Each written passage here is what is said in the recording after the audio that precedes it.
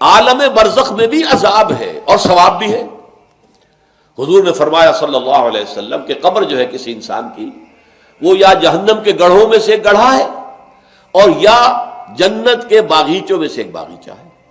اب اس کی حقیقت کو ہم نہیں جان سکتے۔ دیکھیے، نوٹ کر لیجیے اچھی طرح، پکے اصول کے طور پر گرہ باندھ لیجیے، عالم برزخ اور عالم آخرہ کی کسی بات میں جو کچھ بتا دیا گیا اس سے آگے کھوج کرید مت کریں، اس لیے کہ یہ آیات متشابہات ہیں، ان کی اصل تعویل ہم نہیں جان سکتے۔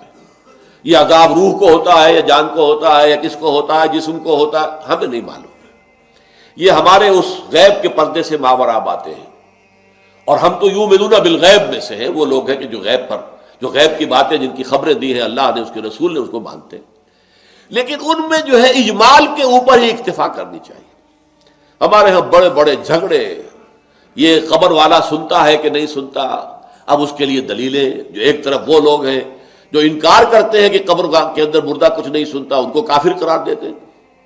دیوبند کے مسلک کے لوگوں کے اندر بھی یہ ایک دوسرے کے لیے کفر کے فتوے موجود ہیں کہ جو نہیں مانتا سماع موتا کو وہ کافر ہے، دوسرے کہتے ہیں جو مانتا ہے سماع موتا کو وہ کافر ہے، مردہ کچھ نہیں سنتا۔ اب احادیث میں آتا ہے، احادیث میں تو یہ آتا ہے کہ جب دفن کر کے جاتے ہیں لوگ مردے کو، تو وہ مردہ ان کے قدموں کی چاپ سنتا ہے کہ وہ جا رہے ہیں واپس۔ اسی طریقے سے بہت سی احادیث موجود ہیں۔ حضور کا تو خاص کشف کہ آپ نے دیکھا کہ مردوں کو اس وقت عذاب ہو رہا ہے یا کہ مردوں کا معاملہ یہ ہو رہا ہے۔ تو یہ ساری چیزیں ہیں، لیکن اس میں جو حل ہے وہ یہ ہے، جو چیز اجمالاً بتا دی گئی ہمیں، چاہے وہ عالم برزخ کی ہو، عالم برزخ بھی ہماری نگاہوں سے پوشیدہ ہے، ہمارے حواس خمسہ سے باہر ہے، اور عالم آخرہ بھی ہمارے حواس خمسہ کی جو بھی رسائی ہے اس سے ماوراء ہے۔ اس میں بس جو بات آ جائے وہ مانیے، اس کی تفصیل میں ہرگز نہ جائے۔ تو معلوم ہوا کہ جب حضور نے فرمایا کہ جنت جو ہے، جو قبر جو ہے، وہ یا تو جنت کے باغیچوں میں سے ایک باغیچہ ہے یا دوزخ کے گڑھوں میں سے گڑھا ہے۔ کہیں ایسے بھی کہہ دیا گیا کہ قبر میں جب مردہ جو ہے داخل ہو جاتا ہے تو یا تو ایک کھڑکی کھول دی جاتی ہے جنت کی طرف، جس سے جنت کی ہوائیں اور خوشبوئیں اسے آتی رہتی ہیں، روح و ریحان، اس سے وہ فائدہ مند ہو رہا ہے ابھی سے۔ ابھی حساب کتاب تو ہوگا، یوم القیامت کو ہوگا جب اٹھائے جائیں گے۔